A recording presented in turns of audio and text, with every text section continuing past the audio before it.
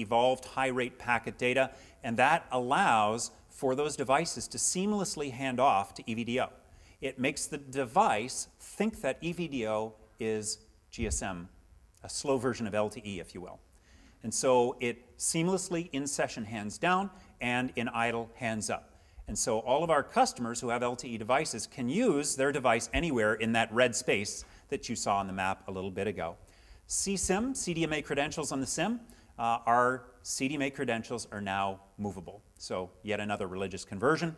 I believe we're the first operator in the world to deploy BIP, Bearer Independent Protocol, so programming the SIM using HTTPS instead of SMS. And then we have an all IP, a flat fiber-based Ethernet backhaul. So that's a huge benefit for managing the capacity and scaling capacity in the long run. You deal with a variety of countries. Are you finding good progress towards harmonization across that entire region? Yeah, I mean, we're striving for this, and that's one of the opportunities with the kind of new network that we're building now, is that we have the target to build this one network, and there's a lot of sinews to take out there and building a cross-country network.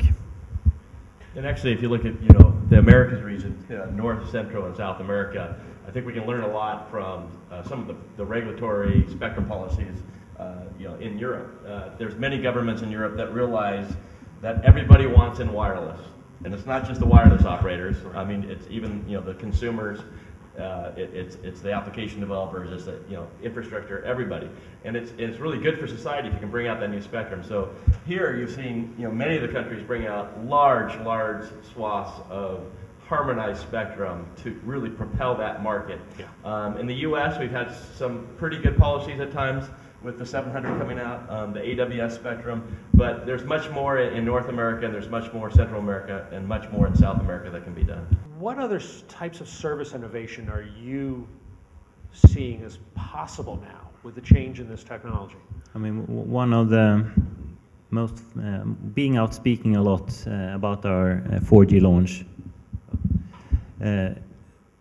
one thing that you see really in people's eye when talking about it, and that's when you're talking to media people, photographers and so on, and talking about them producing material and directly send it backwards for, as then have things real time, what do you call, transmitter from a camera being filmed, from still cameras, out there available on the web or for sending. We had, when there was the Nobel Prize giving ceremony, we had a Japanese TV company, Nippon TV, I think it was, sending directly from Stockholm, producing their own TV from the Nobel Prize giving ceremony. I think that would totally change the logic in that business. Yeah. And we kind of see that happening in a lot of different areas. Well, in the U.S., public safety and spectrum is quite the controversial subject. So, I think the key here is, in the United States,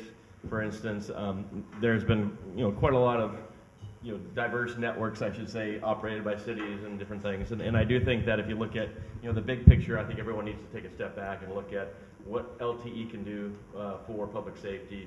And in public safety, or firefighters, everybody, the whole agencies that are the first responders. And I do think there's a lot of agencies and the U.S. government looking at this very closely to figure out what the best strategy is going forward. But LTE just opens up tremendous opportunities.